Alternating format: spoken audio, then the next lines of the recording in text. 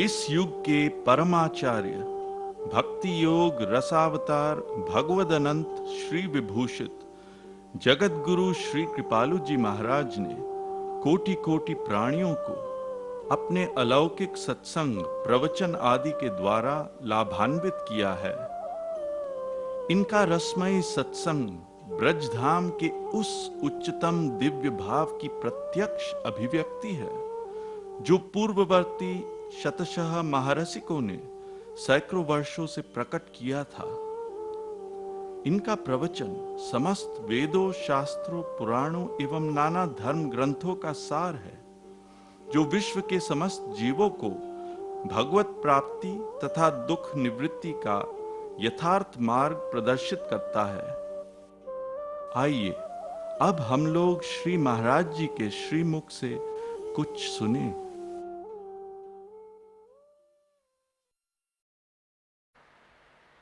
कदा द्रक्ष्यामि नन्दस्य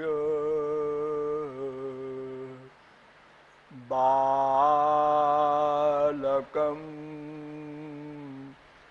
नीपमालकम्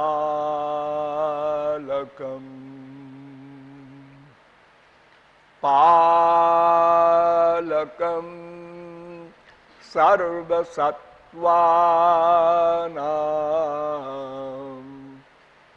लसत्तिलकभालकं नमः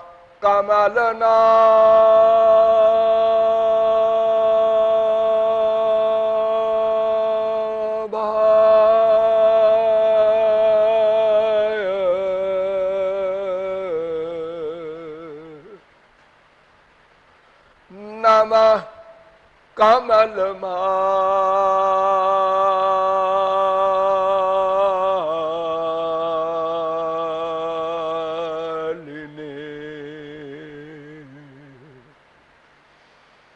नमः कमलपादाय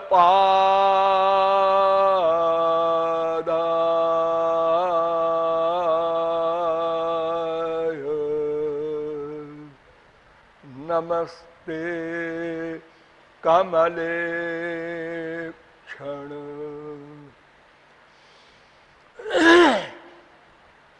यो ब्रह्माणं विदधाति पूर्वं यो वै वेदांश्च प्रहिणोति तस्मै तद्वं हा देवमात्मबुद्धिप्रकाशं मुमुक्षुर्वै शरणमहं प्रपद्ये।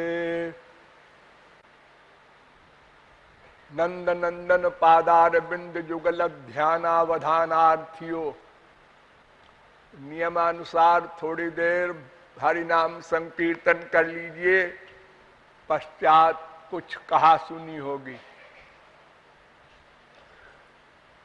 भज गिरिधर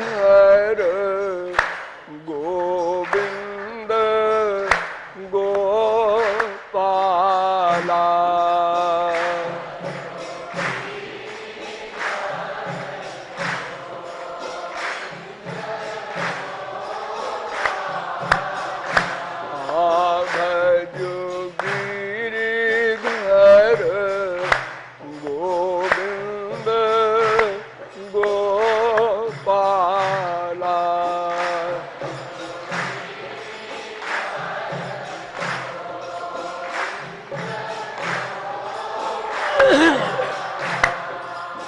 भजो गिरिधर गोविंद गोपाला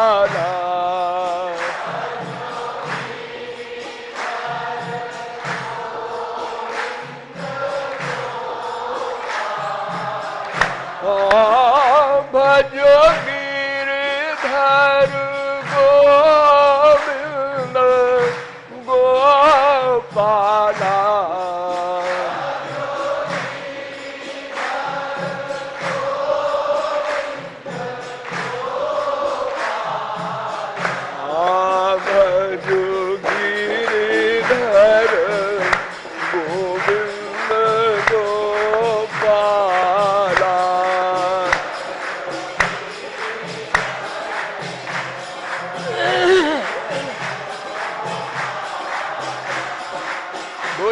लाडली लाल की। अब आप लोग सावधान हो जाएं। पिछले 2 प्रवचनों में मैंने आप लोगों को बताया कि परतत्व भगवान श्री कृष्ण है। वेदों, शास्त्रों, पुराणों के द्वारा सिद्ध किया कि उनसे परे कुछ भी नहीं है और वे ही एकमात्र सृष्टिकर्ता, सृष्टि पालन करता, सृष्टि संहार करता है। दूसरे प्रवचन में मैंने जीव तत्व का निरूपण किया कि जीव भी भगवान की ही भांति अनाद्य अनंत शाश्वत है और भगवान की शक्ति है, अतएव उसको अंश कहते हैं। और उसका अंतर भी बताया कि श्री कृष्ण में अर्थात भगवान में और जीव में क्या क्या ऐक्य है और क्या क्या भेद है। इसलिए भेदा भेद संबंध माना जाता है जीव का भगवान से। किंतु अंततो गत्वा आपको ये बताया गया कि जीव भगवान का नित्य दास है, जैसे जीव का दास ये शरीर है। अब जीव का ब्रह्म से मिलन कैसे हो, इस पर विचार करना है।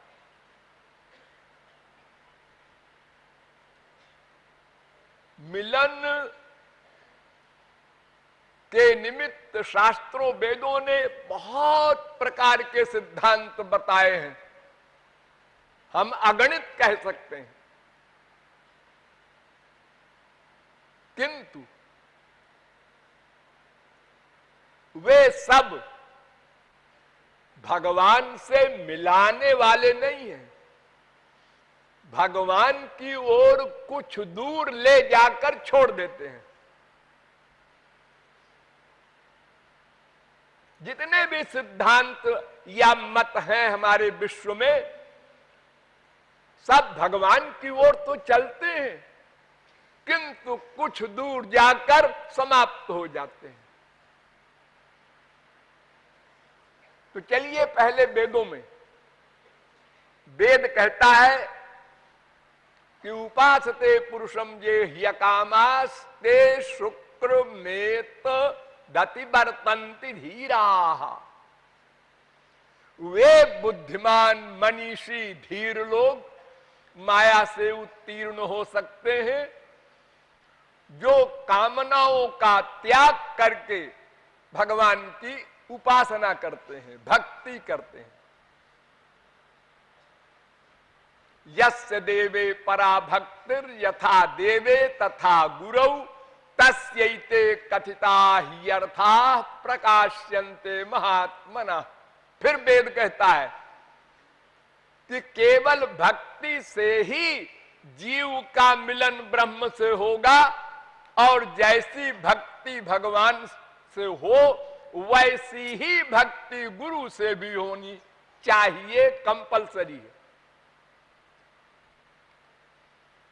फिर वेद कहता है भक्तिरेवैनम नयति भक्तिरेवैनम पश्यति भक्तिरेवैनम दर्शयति भक्तिवशः पुरुषः भक्तिरेव भूयसी। केवल भक्ति, एव शब्द का प्रयोग संस्कृत में जहां भी होता है उसका तात्पर्य है केवल। केवल भक्ति से ही जीव और ब्रह्म का मिलन हो सकता है और कोई मार्ग है ही नहीं। क्यों जी? इतने बड़े वेद में तो ये कहा गया है कांडत्रयात्मको वेदा। 3 कांड हैं वेद में, कर्म कांड तो 90% है और उसके बाद ज्ञान कांड है और थोड़ा सा उपासना कांड, भक्ति कांड है। 3 कांड है और आप कहते हैं केवल भक्ति से ही जीवात्मा परमात्मा का मिलन होगा। हाँ, वेद कह रहा है भक्ति रेव, केवल भक्ति। जिसने वेद न पढ़ा हो तो उन्हीं भगवान की वाणी गीता है, उससे समझ लो। मामेव ये प्रपद्यन्ते माया में ताम तरंति ते, एव शब्द लगा दिया। तमेव शरणं गच्छ सर्वभावेन भारत, एव शब्द लगा दिया।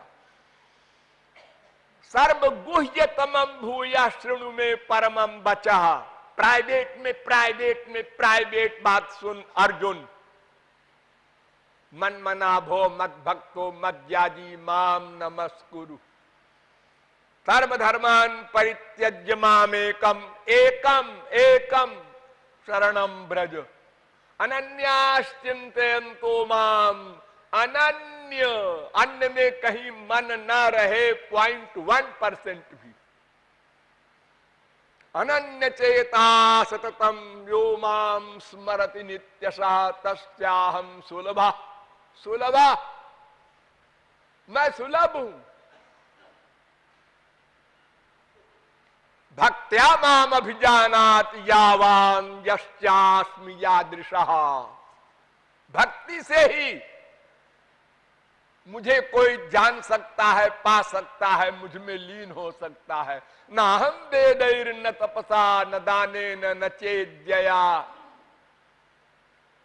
भक्त्या त्वनन्यया शक्य अहमेवं विधोर्जुन। केवल अनन्य भक्ति से ही मुझे कोई प्राप्त कर सकता है।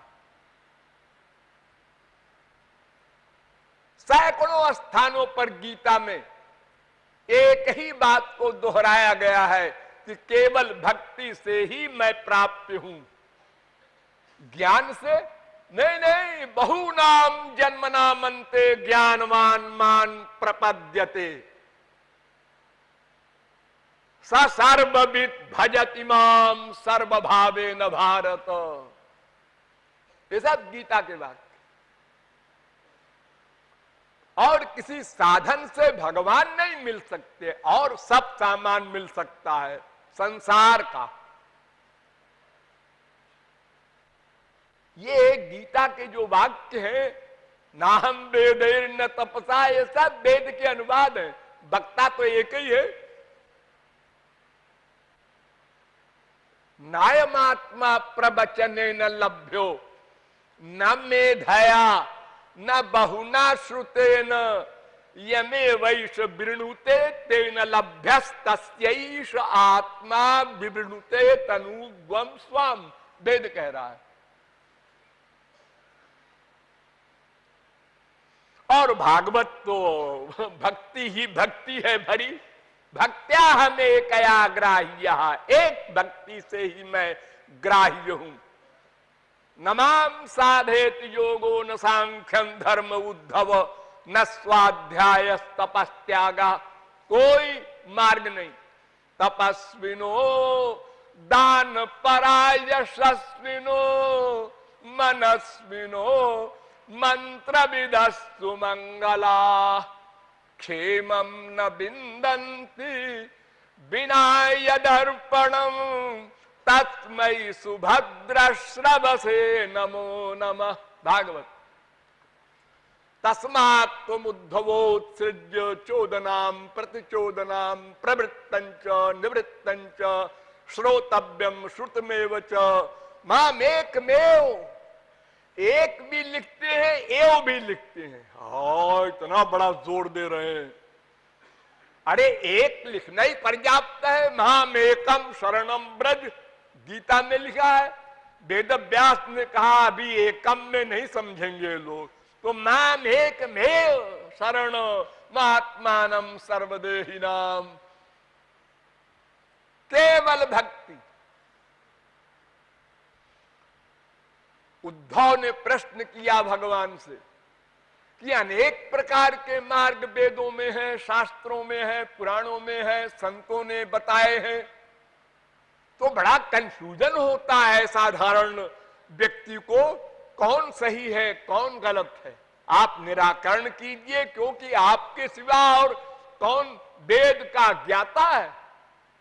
वेद कृत, वेद विद, वेद वेद्य, ये तीनों भगवान ही हैं। वेद को प्रकट करने वाले, वेद का वास्तविक अर्थ जानने वाले, और कोई नहीं जान सकता। ब्रह्मा नहीं जान सका। तेने ब्रह्म हृदय आदि कवये मुह्यन्ति यत् सूरया।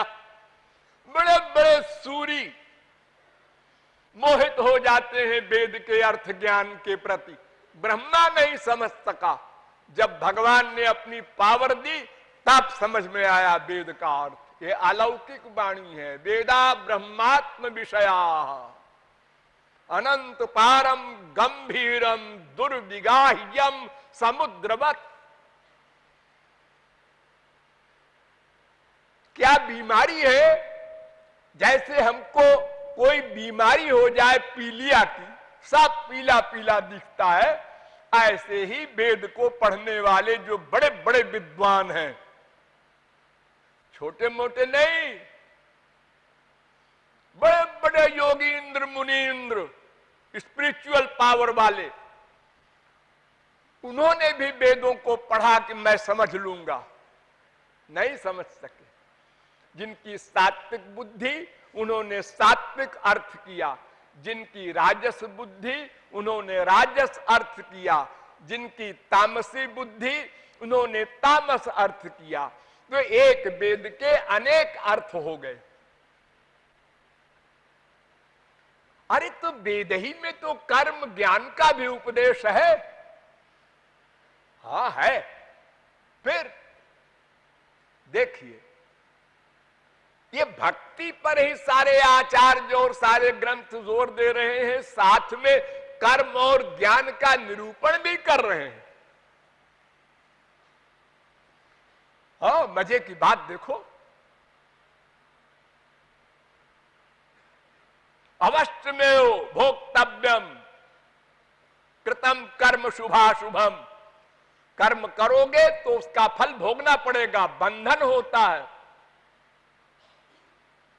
न त्याज्यमिति चापरे, गीता कहती है कर्म का त्याग न करो। और नहीं ज्ञानेन सदृशम पवित्रमिह विद्यते, यह भी कह रही है गीता, ज्ञान के समान पवित्र वस्तु कोई नहीं। ज्ञानादेव ही कैवल्यम, तेन त्यक्तेन भुंजी था मां गृधा कस्य स्विद्धनम। वेद कह रहा है कर्म करो।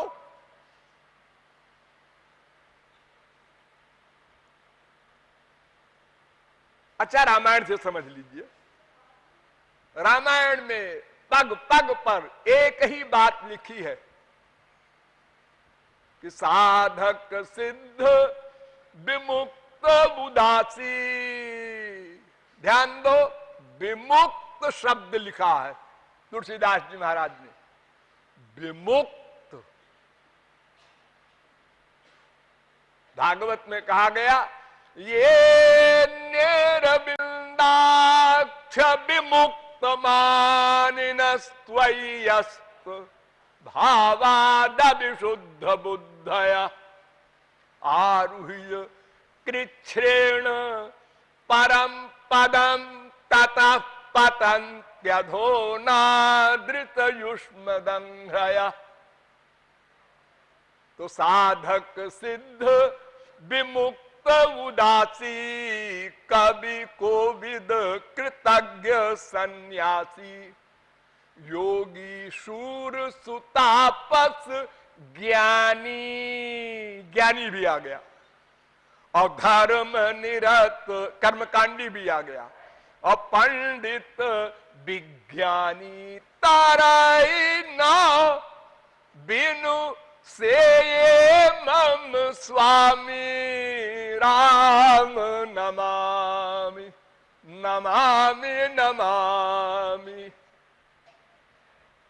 बारी मथे बरु होई घृत, सिकताते बरु तेल। बालू से तेल निकल आवे, पानी से घी निकल आवे, इम्पॉसिबल भी पॉसिबल हो जाए, किंतु बिनु हरि भजन न भव तरिय, यह सिद्धांत अपेल। भक्ति से ही भगवान मिलेंगे। राम ही केवल प्रेम प्यारा, जान लेहु जो जानन हारा।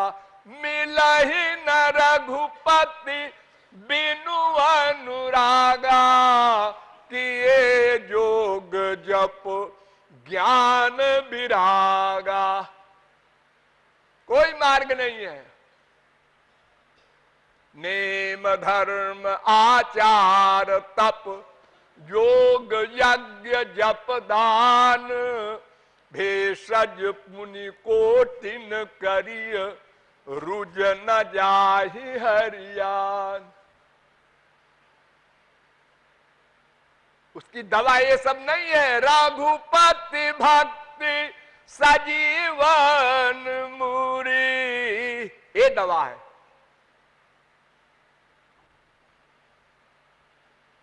और बड़ी सरल दवा, अत्यंत सरल। कहु भक्ति पथ कवन प्रयासा, जोग न जप तप मख उपवासा।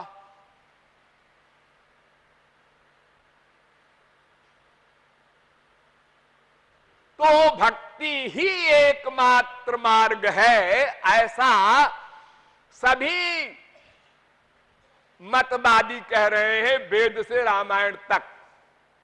अब फिलॉसफी से समझिए। किसी भी मार्ग का निर्णय 5 प्रकार से होता है। दर्शन शास्त्र के द्वारा समझा रहे हैं, ध्यान देना। प्रथम अन्वय। अन्वय माने जिससे लक्ष्य की प्राप्ति होना निश्चित हो। दूसरा व्यतिरेक, जिसके बिना लक्ष्य प्राप्ति न हो सके। तीसरा, वो मार्ग अन्य निरपेक्ष है या नहीं, यानी किसी और की भी अपेक्षा करता है या स्वतंत्र है। चौथा, उसमें सार्वत्रिकता है कि नहीं, वो सर्वत्र सबके लिए सुगम है कि नहीं। पांचवा, वो मार्ग सबके लिए है या कोई खास खास अधिकारी है, सनातन है या कुछ काल का है। ये तमाम बातों का उत्तर अगर कोई सही सही पा जाए तो समझ ले कौन सा मार्ग सही है।